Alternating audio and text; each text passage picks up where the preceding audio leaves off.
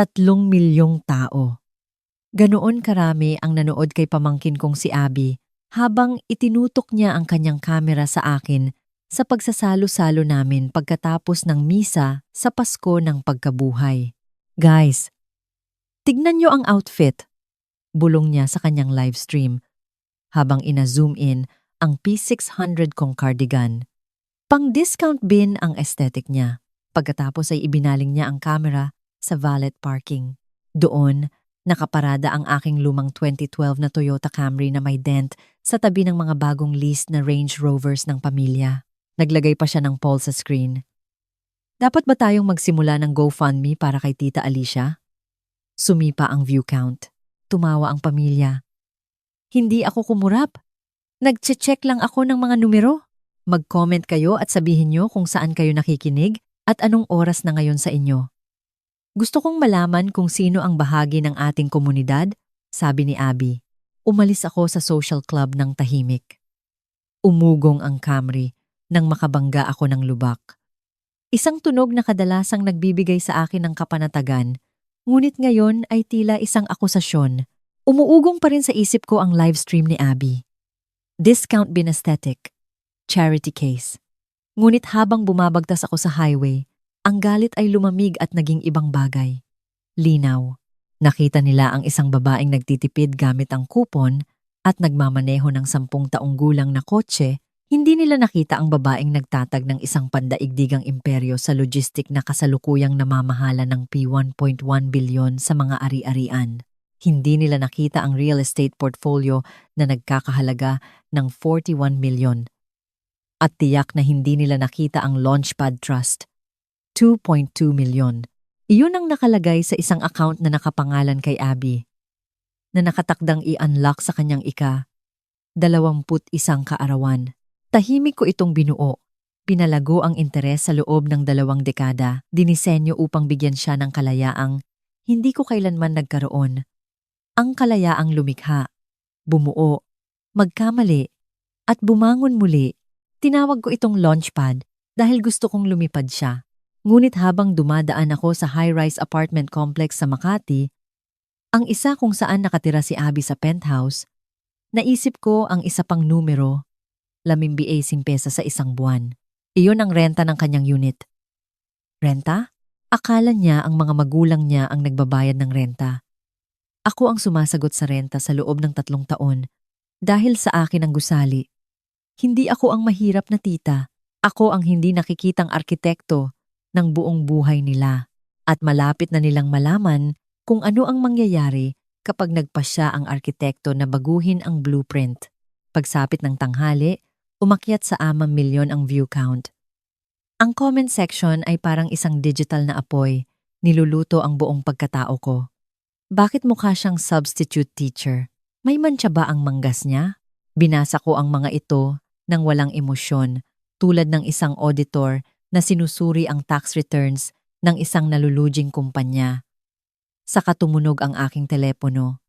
Si Kuya Jun ko iyon. Sumagot ako. Umaasa ng paghingi ng tawad. Inaasahan ko ang gulat na paliwanag. Baka isang pangako na buburahin ni Abby ang video. Sa halip, bumuntong hininga si Kuya Jun. Ang mabigat, performative na buntong hininga ng isang taong nabibigatan sa isang walang kakayahang empleyado. Alicia, kailangan nating pag-usapan ang hitsura mo, sabi niya. Durog na durog si Michelle. Ikinahiya mo kami sa club. Nagpahinga ako, pinahaba ang katahimikan. Ikinahiya ko kayo? Si Abby ay nag-livestream sa akin sa 3 milyong estranghero at tinawag akong charity case. Content iyon, Alicia, giit niya. Branding iyon. Hindi mo naiintindihan kung paano gumagana ang industriyang ito. Nagtatayo si Abby ng isang imperyo. Kailangan niyang ipakita ang isang tiyak na lifestyle. At sa totoo lang, sinisira mo ang aesthetic. Mukha ka lang daw katulong kahapon.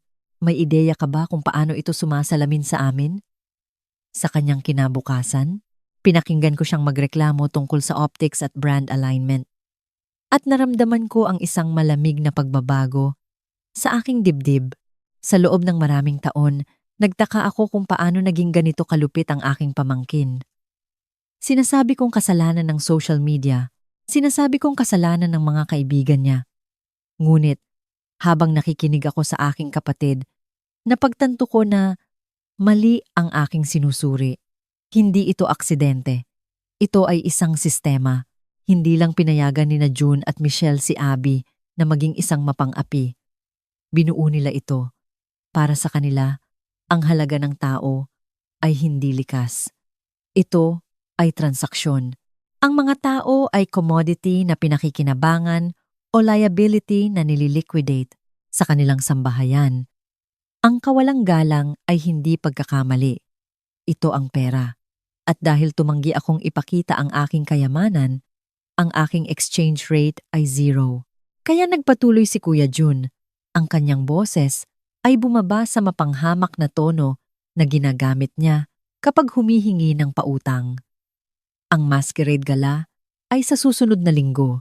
Ito ay isang malaking networking event para kay Abby.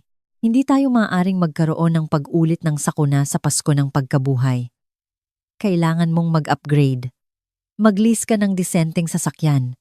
Bumili ka ng damit na hindi mukhang galing sa clearance rack. At para sa Diyos, huwag mong iparada ang Toyota na iyon sa valet line. Kung hindi ka makatingin sa part, marahil hindi ka dapat pumunta. Binibigyan niya ako ng ultimatum. Mag-upgrade o maglaho. Akala niya ay namamahala siya ng isang liability. Wala siyang ideya na iniinsulto niya ang bangko. Hindi ako nakipagtalo. Hindi ko ipinagtanggol ang aking financial portfolio o inilista ang mga ari-arian na pag-aari ko na mas mahal pa sa buong kinita niya sa buhay. Sabi ko lang, naiintindihan ko. Ako ang bahala. Mabuti. Sabi niya. Gusto lang namin ang pinakamabuti para sa imahe ng pamilya. Ibinaba ko ang telepono. Tiningnan ko ang kalendaryo. Ang masquerade gala ay sa loob ng 6 na araw. Sapat na oras para maghanda. Gusto nilang maging presentable ako. Sige, bibigyan ko sila ng isang palabas na hindi nila malilimutan. Kinabukasan, pinanood ko ang follow-up video ni Abby. Ito ay isang pagraranggo ng mga miyembro ng pamilya ayon sa net worth. Nandoon ako sa pinakababa. Ang litrato ko ay may malaking 0 at isang clown emoji. Tumawa siya habang ipinapaliwanag na ang net worth ko ay marahil ang koleksyon ko lang ng kupon. Pinanood ko ang screen, naghihintay sa pamilyar na kirot ng pagtanggi. Hindi ito dumating. Sa halip, naroon ang malamig na katumpakan ng isang CEO na nakarealize na ang isang partnership ay hindi na viable, ang emosyon ay walang saysay na datos sa isang krisis. Burahin. Binuksan ko ang aking laptop at nagsimula ng isang video call. Sumagot si Ricardo sa unang ring. Siya ang aking trust administrator. Isang tao na itinuturing ang kawalang kahusayan bilang personal na insulto at ang kaguluhan bilang moral na pagkakamali. Ricardo? Sabi ko, kailangan nating pag-usapan ang Launchpad Trust. Hindi siya nagtanong kung bakit. Hinanap lang niya ang file. Kasalukuyang halaga ay 2,246,000 at may barya pa. Maturation date ay sa loob ng 5 araw. Nagpapatuloy ba tayo sa disbursement schedule? Hindi, sabi ko. Gusto kong ipatupad ang Section 4. Nagpahinga si Ricardo. Section 4, ang probisyon sa pagkatao. Tama. Gusto kong i-freeze ang mga asset kaagad. Nagkaroon ng katahimikan sa linya, mabigat at pinal. Sa loob ng maraming taon, pinanghawakan ko ang trust na ito na parang panalangin. Sinabi ko sa sarili ko na ang pera ay maaaring maging kasangkapan para sa kabutihan, na kung bibigyan ko lang si Abby ng sapat na suporta, sapat na kalayaan, pipiliin niyang maging mabait. Gusto kong magkamali tungkol sa kanya.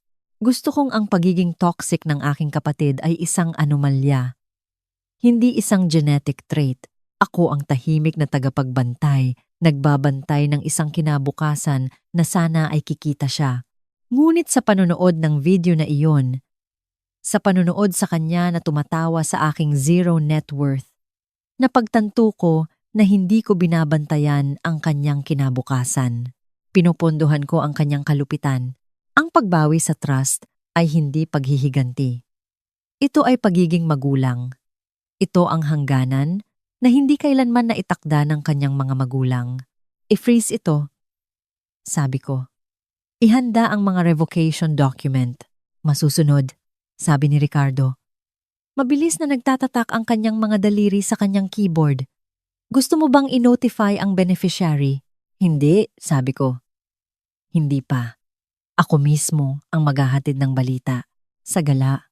Sige. May iba pa ba? Oo. Sabi ko. Gusto ko ng kumpletong forensic audit ng mga record ng property management para sa penthouse sa Makati.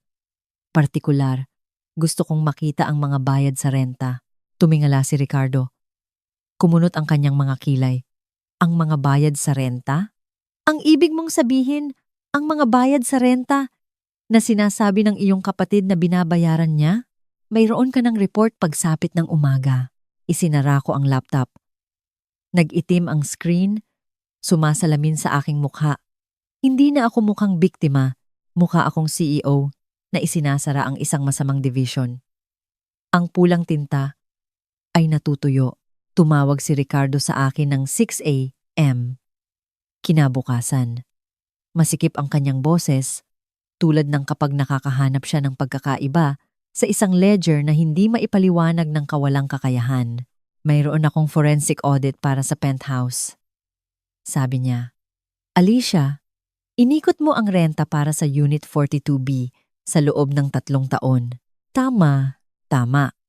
Ayon sa mga bank record na ito, ang iyong kapatid na si June at ang kanyang asawang si Michelle ay kumukolekta ng 5,000 pesos sa isang buwan para sa parehong unit. Sandali akong huminto sa paghinga. Kumukolekta mula kanino? Mula sa iyong mga magulang. Umikot ang silid. Ang aking mga magulang. Ang aking mga magulang na may edad na umaasa lang sa maliit na pensyon, na nagtitipid sa lahat, na inaalala pa ang pambayad sa kuryente at tubig. Si June at Michelle ay kumukuha ng 60,000 pesos sa isang taon mula sa kanila, sinasabing para sa renta ni Abby. Rentang hindi umiiral. Magnanakaw sila. Hindi na ito simpleng pagiging entitled. Hindi na ito simpleng masamang pagiging magulang o pagkakaiba sa mga pinahahalagahan. Ito ay pagnanakaw. Pinupulbos nila ang sarili nilang mga magulang upang pondohan ang kanilang country club lifestyle. Ginagamit ang aking pagiging mapagbigay bilang sandata. Sa tuwing pinapatawad ko ang renta, hindi lang ako tumutulong kay Abby. Wala akong kamalay-malay na nagbibigay ako kay June ng blank check para magnakaw sa aming nanay at tatay.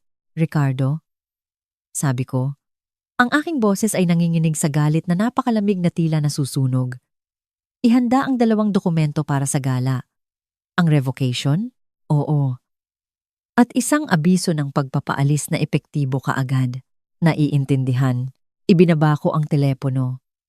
Tumingin ako sa labas ng bintana sa aking tahimik na kalye, sa mga simpleng bahay, at sa mga praktikal na kotse. Sa loob ng maraming taon, hinayaan ko silang tratuhin ako na parang basahan dahil akala ko iyon ang presyo ng pagpapanatili ng kapayapaan. Akala ko kung mananahimik lang ako, kung sapat lang ang ibibigay ko, makikita rin nila ako sa huli. Ngunit hindi nila ako nakita. Nakita nila ang isang markahan. Nakita nila ang isang hangal. Ang pagkakasala na naramdaman ko tungkol sa pagsira sa kaarawan ni Abby ay naglaho. Hindi na ito tungkol sa pagtuturo ng leksyon. Ito ay tungkol sa pagpapatigil ng isang krimen. Nagbago ang laro. At tapos na akong maglaro ayon sa kanilang mga patakaran. Ang masquerade gala ay ginanap sa Marangyang Ballroom ng isang prestihiyosong hotel sa Maynila. Ito ay marangya, maingay, at puno ng mga taong mukhang pinili sa halip na inanyayahan. Nakatayo si Abby sa isang mataas na plataporma, suot ang isang costume gown na marahil napapalibutan siya ng mga kamera, nagniningning. Naghihintay sa sandali kung kailan siya bibigyan ng kanyang mga magulang ng sorpresa na inihintay niya sa buong linggo. Pumasok ako na suot ang isang simple at eleganteng itim na damit, walang alahas, walang maskara. Tumayo ako malapit sa likuran, pinapanood ang palabas. Malapit sa entablado sina Michelle at June, mukhang kinakabahan. Alam nilang wala silang malaking tseke na ibibigay kay Abby. Umaasa sila na ang trust fund ang magsisimula sa hating gabi upang iligtas sila sa pag-amin na sila ay wala ng pera. Umakyat si Ricardo sa entablado. Nakasuot siya ng tuksedo, ngunit hawak niya ang kanyang leather portfolio na parang sandata. Humina ang musika. Lumingon ang mga tao. Naguluhan si Abby. "Sino ito?" Bulong niya sa kanyang livestream. "Miss Abigail?" Sabi ni Ricardo. Lumalakas ang boses niya sa mikropono. "Ako ang administrador ng Launchpad Trust." Napasinghap ang mga tao. Sumigaw si Abby. "Ito na ba? Ito na ba ang pera?" Ang orihinal na halaga ng trust ay 2.2 milyon, patuloy ni Ricardo. Naging maingay ang silid. Literal na lumundag-lundag si Abby. "Number 2 milyon? Oh my God!" Gayunpaman, sabi ni Ricardo, pinuputol ang ingay. Ayon sa Seksyon 4, ang probisyon sa pagkatao, ang trust ay napasailalim sa forfeiture review. Ang katahimikan ay kaagad at ganap. Noong Abril 12, nag-post ka ng video na pampublikong nangungutya at nagpapahiya sa isang miyembro ng pamilya, partikular ang individual na nagtatag at nagpondo ng trust na ito. Pagkatapos ay nag-post ka ng karagdagang content na nagpapalakas ng kalupitan. Bilang trustee, natukoy ko na ito ay bumubuo ng isang malaking paglabag. Alinsunod dito, ang trust ay idinidissolve. Idinidissolve? Nabasag ang boses ni Abby. Ano ang ibig sabihin niyan? Ibig sabihin, wala na ang pera. Hindi! Tiningnan niya ang kanyang mga magulang. "Ma, Pa, gawa kayo ng paraan." Sumugod sina Michelle at June sa entablado. "Hindi mo ito maaaring gawin!" Sigaw ni June. "Ang pera na iyon ay kanya. Pera ng pamilya iyan. Doon ako lumabas mula sa anino." "Hindi iyan pera ng pamilya, June," sabi ko. Kalmado ang aking boses, ngunit umabot sa bawat sulok ng tahimik na ballroom. "Pera ko iyan." Lahat ng ulo ay lumingon. Tiningnan ako ni Abby. Pagkatapos ay ang kanyang mga magulang. Pagkatapos ay bumalik sa akin. "Ikaw, wala ka ng pera. Nagmamaneho ka ng Camry." Lumakad ako patungo sa entablado. Ang mga tao ay nagbigay daan. Hindi ko kailangang sumigaw. Pinondohan ko ang trust, Abby. Pinondohan ko ang iyong prep school.